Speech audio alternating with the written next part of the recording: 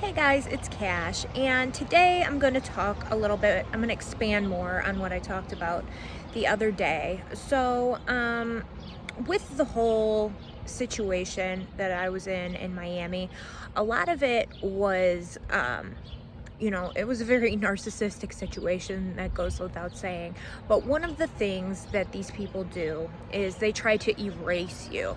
Okay, so they took different things that they liked about my personality and things that I did and, stuff that I've done and stuff. And they took that stuff and they made it their own. So basically they tried to erase me as a person and just take all the things that, I did and do and use them.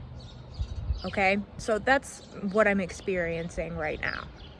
So let me also say that I was raised by people that made it possible for you to be spread eagle on my old website. So let's just clarify that. So what I was talking about with the whole celebrity thing, and we've done this to ourselves. We've made this okay. We've made it possible for this to be done because we've never said, hey, like, this is some fake shit. Like, we shouldn't be supporting this artist or this person because they're a parole officer or because, they really aren't authentic to that genre of music. Okay, so we've done this by not checking it. Okay, so when you have people, and I use Cardi B as an example because this is a person that's closest to me. When you have people like this, okay, and I'm not saying that she never worked at a strip club. She probably did, but I worked in one for 14 years, okay?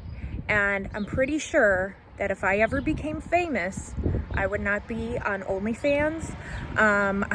If I had all this money, supposedly, I wouldn't be on OnlyFans. I wouldn't be trying to, stripper bowl. I wouldn't be dealing with any of that kind of stuff. That's my past. And that's why I'm saying that she, Cardi B, is a pawn for the industry because you have someone, she's moderately attractive, she's tongue out, she's pretty out there, and you have these girls that idolize her. So now all these young girls, all these young women are going to be going to strip clubs, getting jobs there. So they're in the stripping industry, and it's just like there's levels to it. So they're going to be doing all this stuff because Cardi's doing it. They want to be like Cardi. Well, if you have a bunch of people, girls, that are all doing the same thing, all want to do the same thing, what happens? The price goes down, okay? So it's cheapened the market, and I've seen it because I've been at the strip club. It's cheapened the market. It's just like, it's so not what it used to be, okay? So now you have all these other people, the higher ups, whatever, they're jumping on this bandwagon of what's popular, of what's in right now. Okay, so now they're all like, oh yeah, Cardi B, this and that. Okay, but you have to realize that the things that she's rapping about is what these girls are going to want to start doing. So F them, then I get some money. Okay, so you're having this whole motel thing go on, okay, and you know exactly what I'm talking about, and that is not what stripping is.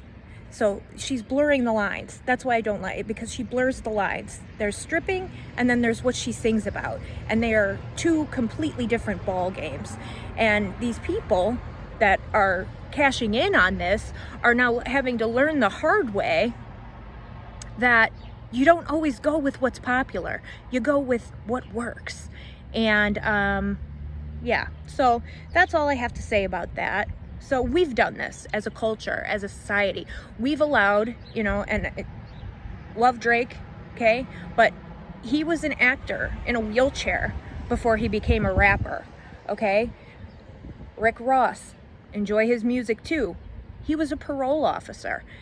So the authenticity of these people in their specific genres, they're not authentic, and what's going to happen is people are then going to start to become inauthentic, Okay, so I can say this. I was basically born and bred for this. Okay, this is what I've done for 14 years. 18 years old, I went to the strip club, got a job. This is what I've been doing. I've lived this life, and then now all of a sudden I have people telling me that this isn't my life, that I'm fake, that in Miami that's all that they were telling me. But I was surrounded by fakeness, by fake people in Miami, and none of them really had any clue of what has gone on in the past 10 years, like the beginning of this decade, okay, how great it was, okay? So they have no clue as to what's good and what isn't, trying to tell me what to do, how to run my business, you know? So that's where my frustration comes with this, and it's just a trickle-down effect, and it's gone down to like the lowest echelons of the industry. So, oh, Fig's upset. Figgy! Hey! So that's all I have to say about that. I hope that everybody has a wonderful day, and as always, God bless.